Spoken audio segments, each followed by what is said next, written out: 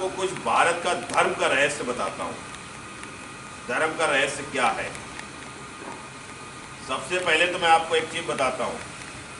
पृथ्वी लोक में जब भी कोई अवतार आता है, इस बार तो मैं स्वयं आया हूँ, तो वो कभी भी किसी मंदिर मस्जिद गुरुद्वारों में नहीं रहता है। वो आता है, उस अपना कर्म करता है, कर्म करके जाता है और सबको धर्म की रास्ता दिखा जाता है। पहला ये कर्म होता है। और हर अवतार कुछ ना कुछ लक्षण अगली बार के बता के जाता है। मतलब जो कुछ घटना घटने वाली है अगली बार, उसकी रास्ता दिखा जाता है। देखो ये घटना घटे तो समझ जाना हम आ चुके हैं। द्वापर युग में मैंने एक खेल खेला था। द्वापर युग में मैंने इस चीज़ के बारे में शास्त्रों में बता दिया था। और जो छुपा होगा आप लोग भूल लेना, क्योंकि मैं किसी शास्त्र को नहीं पढ़ता हूँ। पहली चीज मैंने कहा था कि मेरे शरीर से इतना तेज उत्पन्न होता है, जिस तेज की वजह से मुझे स्वयं को देखना भारी पड़ जाता है। जो आज सफेद सफेद दिख रहा है ना, इसमें ये मेरे शरीर से तेज उत्पन्न हुआ है। जब मैं बोलना चालू करूंगा तो ये तेज उत्पन्न हो जाएगा। जब धर्म की रास्ता दिखाऊंगा या कोई कार्य करूंगा तो तुरंत ये तेज आरंभ हो जाता है। इसलिए मैं तेज से ढका रहता हूं। आपको बताता हूँ, लक्षण बताता हूँ कि क्या लक्षण होंगे जब युग चेंज होता है। आप जिसको केदारनाथ और बद्रीनाथ देख रहे हैं, ये सब ढह जाते, पूरा देवभूमि ढहेगी, ये निश्चित समझ जाइए। ये कार्य कब होना था? 19 में। इसीलिए मैंने 18 और 17 में, 2017 और 2018 में हमने पूरी भारत की सभी जगह से शक्तियां वापसी की और जाके ली थी। कुछ राजाओं का भी कार्य करते थे, कुछ हम अपनी चीज़ें लेके वापसी आते थे। जो बड़े बड़े युद्ध हुए थे, जैसे हम आपको छोटी छोटी बातें बताते थे, हल्दी घाटी का हुआ, बहुत जगह के युद्ध हुए, पानीपत का हुआ, जहाँ जहाँ युद्ध हुए वहाँ पे आत्माएं आज भी सुरक्षित वहीं पड़ी थी, जो वो भटक रही थी। जिसको आप वो ट्रायल दुनियादारी कहते हैं ना, ये सब आत्माएं होती हैं। जब वो भटकती रहती है तो वो खिसियाती हैं, खिसियाती तो वो अपना कोई ना कोई उनको बस में कर लेता है। ये तांत्रिक दूसरी होते हैं, ये अपने बस में कर लेते हैं, फिर वो इनको चलाते हैं, इनको उनकी चीज़ प्राप्त कराते हैं और उनको चलाते हैं।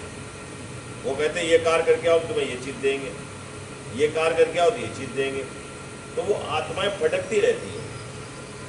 तो हमने जिस जगह पर ये आत्माएं भटक रही थी, जहाँ जहाँ युद्ध हुए थे, मैं उन सभी जगहों पे गया और जाके उन आत्माओं को सुरक्षित करके कवट किया, उनको अपने अंदर खींच लिया। क्यों खींच लिया? क्योंकि किसका उद्धार होना, किसका अंत होना है। और खींच के एक चीज में कवट करके उनको अस्त्र के अंदर डाल दिया, जिससे जिसका उद्धार होना है उसको अलग कर दीजिए, जिसका अंत होना है उसको अंत कर दीजिए। जैसे आप लोग क्या करते हैं पृथ्वी लोक पर, हमने देखा है और उस चीज़ को महसूस भी करा। लोग क्या करते हैं? दान पुण्य करते हैं। अब आप दान पुण्य करते हो, क्या करते हो? सबसे पहले आप हर जगह, जैसे मान लिया कहीं भंडारा किया, उसने होर्डिंग लगा दिया, पोस्टर लगा दिए कि मैं भंडारा कर रहा हूँ, तो वो आपका दान नहीं, वो आपका पाप है जो आपसे बुलवा रहा है। दान कभी भी बोला नहीं जाता है। और जिसको कुदरत ने दंड दिया, उसकी आप सहायता करके कि आप कुदरत से बड़े बन गए? नहीं। अगर उसको दंड दिया है तो उसके हाल में छोड़ दो, जिससे उसका बहुत जल्दी कार्य निपट जाएगा और वो सही हो जाएगा। आप लोग क्या करते हैं? उसकी आप सहायता कर देते हैं ना, तो वो दंड बढ़ता चला जाता है। वो इतना दंड बढ़ जाता है कि उस बेचारे का जीवन ही नर्क बन जाता है। जैसे एक भिखारी है, भीख मांगने वाला, हम सोचते हैं उसको 10 रुपये दे दिए, उसको जाके उसको भला हो गया या वो रोटी खा ले, नहीं, वो उस 10 रुपये से जाके ऐब कर बैठा, तो उसका तो पाप बढ़ गया ना। अगर उसको कष्ट होगा तो भोजन के लिए भटकेगा तो उसे कहीं ना कहीं भोजन प्राप्त हो जाएगा। तो उसका जितना कष्ट है वो तुरंत दूर होता चला है। क्योंकि जब खाली समय होगा, अगर कोई ऐब नहीं करे, नशे से नहीं करेगा, नशे करेगा तो उसी में मस्त रहेगा। अगर उसके पास खाली समय होगा, भोजन प्राप्त करने के लिए उसे 10 तरीके की परेशानी झेलने पड़े, तो वो नाम लेगा। किसका नाम लेगा? उस समय उसे कोई देवी देवता नजर नहीं आएंगे।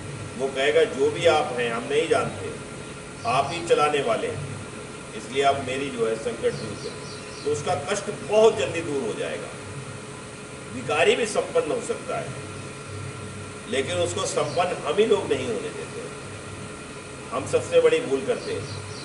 आप सोचते हो कि हमने पुण्य कर दिया तो हमारा अच्छा जन्म होगा, हम स्वर्ग लोग चले जाए। स्वर्ग और नरक सब खत्म हो चुका है।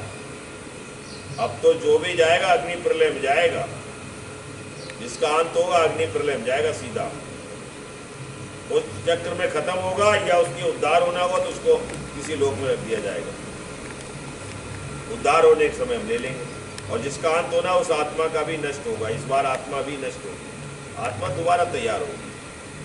जब गंदा हो जाता तो उसको दोबारा बनाना पड़ता है। इसलिए मैं आपको बता रहा हूं कि जैसे ही धर्म की स्थापना आरंभ होगी तो सबसे पहले ये समझ जाना, तीर्थ स्थान सब मिटने लगेंगे।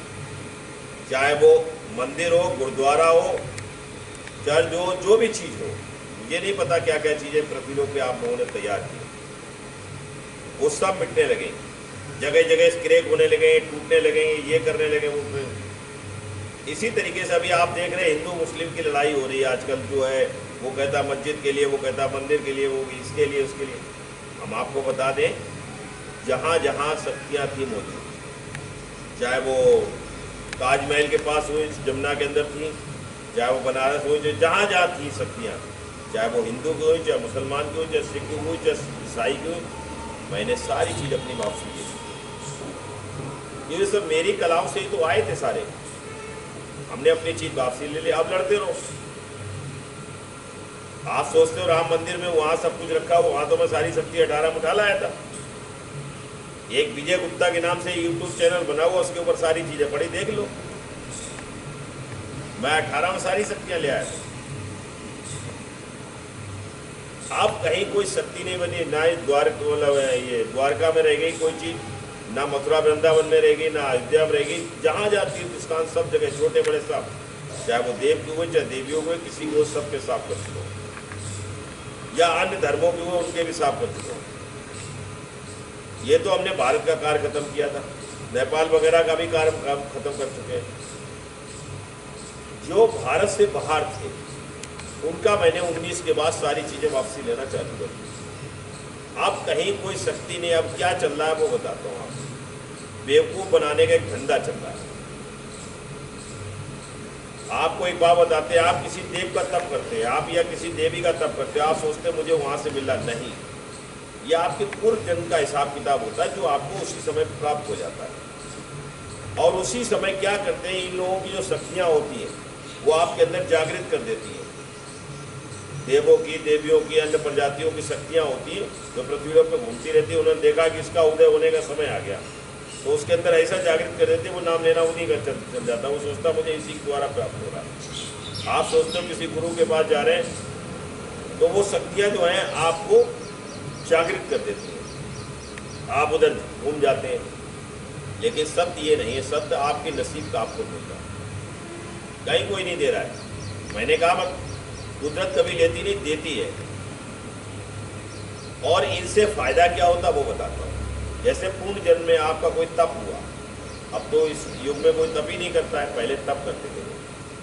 जो तप करते थे तो आपकी जो तेज होता है आपके अंदर, जो ढका हुआ होता है, ढका कब होता है, जब आपका ऊर्जा फल उत्पन्न होता है, तब वो तेज निकलता है बाहर। जब आपकी हर चीज़ की प्राप्ति होना चालू हो जाती है, आप सोचते हो वहाँ से प्राप्ति हो रही, वहाँ से, ऐसा नहीं है। ये सब चीज़ आपके अंदर मौजूद थी, लेकिन समय बिल्कुल नहीं थी। अब जैसे वो तेज निकलना चालू होता तो आप जिसकी भी आराधना कर रहे हैं वो तेज उसके अंदर जाने लगता है, उसका तेज बढ़ने लगता है। इसलिए सब देव लगे रहते हैं या अन्य प्रजाति लगी रहती है, भाई तेज बढ़ेगा, हमारे अंदर तेज बढ़ेगा तो वो अपना फायदा है।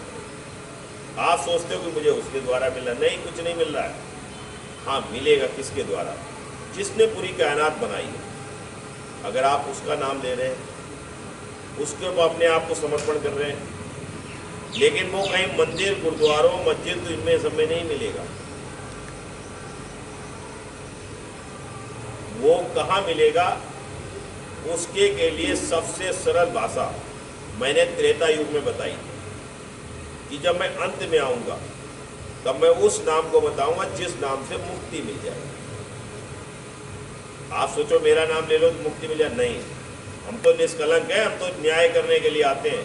हाँ, जो आदेश हो जाता है कि भाई ये उद्धार के लायक है, उसको अपने अंदर, न्याय का मतलब क्या, जो धर्म पूर्वक उसको अपने अंदर ले लिया, जो अधर्मी अंत कर दिया।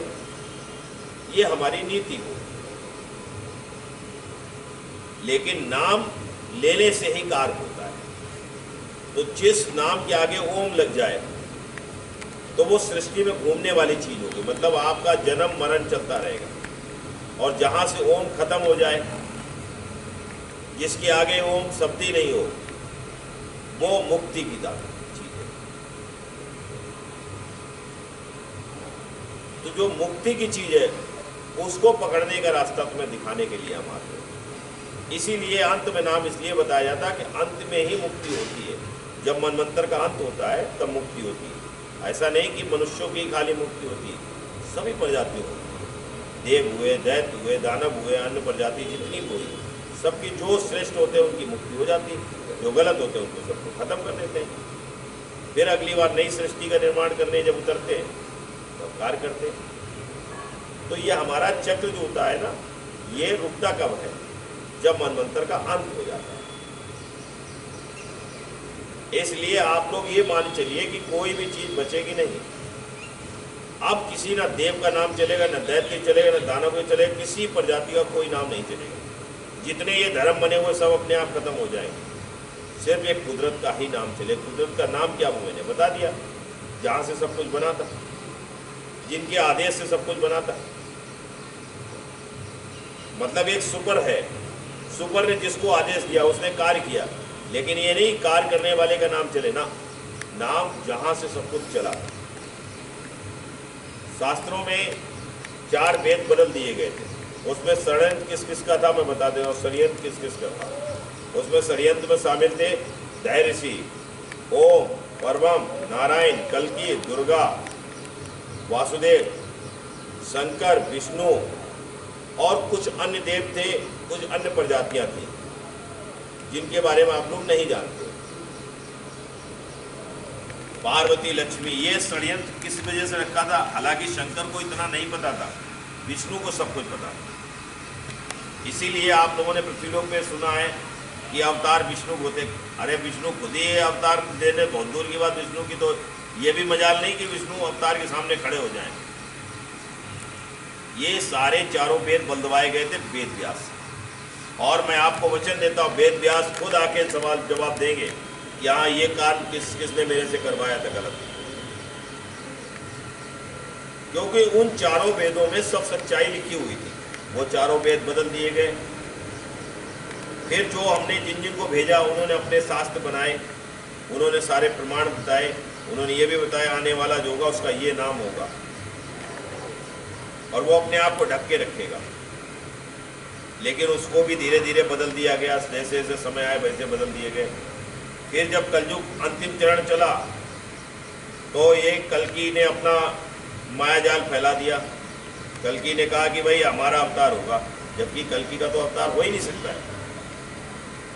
जिसकी रचना ऊपर के लिए हुई वो नीचे नहीं आ सकता है।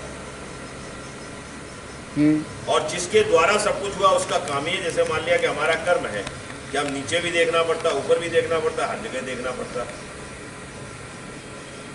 उनका कर्म नहीं था ये, इसलिए कल्कि का अवतार नहीं हो सकता था। अवतार की जगह पे मेरे साथ किसको आना था? वासुदेव को आना था। 2 मई 1985 में आना था। वासुदेव कहाँ उतरते? वासुदेव वही है जो बलराम बने थे और लक्ष्मण बने थे। इनको कहाँ उतरना था? संबल में। जो मैं शक्ति वापसी ले आया था संबल से, जो 5 कला उतार रखी थी, वो मैं वापसी ले आया। और वो कला कब लाया था? 18 अप्रैल 2019 को मैंने वहां से वापसी ली और जाके ली बाकायदा। वासुदेव को आना था, लेकिन वासुदेव अधर्म के कार्य में लिप्त हो चुके थे, इनके साथ थे। वासुदेव और ये लोग ये चाहते थे किसी तरीके विजय का हम अंत करके पृथ्वीलोक से हटा दें। लेकिन ये मेरा अंत नहीं कोई कर पाए। इन्होंने शुरू से सारा कुछ किया, लेकिन मैंने ऐसा षड्यंत्र रचा था कि इनकी नज़रों में ये दिखा दिया था कि मेरे कुछ याद ही नहीं पिछला, और मैं सारे कार्य करता रहा। मैंने नेत्र बंद करके इनसे युद्ध लड़ा 3 बरस, नेत्र बंद करके, और पूरी कायनात चलाई यहीं से 3 बरस तक। और जित अब रह गया सिर्फ पृथ्वीलोक का धर्म की स्थापना। ऊपर का तो मैं कर चुका हूं, ऊपर का तो काम हम पहले ही निपटा चुके हैं। अब जो थोड़ा बहुत बचा वो वैसे भयभीत है। अधर्म करने से पहले 3 बार सोचते हैं कि करें या ना करें। अब पृथ्वीलोक का कार्य बचा है। हम आपको वेद व्यास अपने मुंह से कहेंगे कि हाँ गलत किसने कराया था। इसके अलावा सारे देव ऋषि मैं सब प्रजातियों को दिखाऊंगा समय समय पर। देखो ये ऐसे लगते हैं, वो अपने नाम भी लिख के देंगे। अब मैं आपको एक बात और बताना चाहता हूं। धर्म की स्थापना होगी, भारत से शुरुआत होगी। जो रहस्य मैं खोलना नहीं चाहता बता देता हूं। रामनाथ कोविंद और नरेंद्र मोदी जी, इन दोनों के नंबर अगर आप मिलाओगे और अंक मिलाओगे तो 223 बनेंगे। 23वां मेरा अवतार है, और इन दोनों को कार्य संभालना था, लेकिन इनने नहीं संभाला। अब इनके बाद में आएगी बारी धर्म की और राजा की। जिस धर्म और राजा का नंबर मिला के 276 बनेंगे। पापा एक बार रोक दे।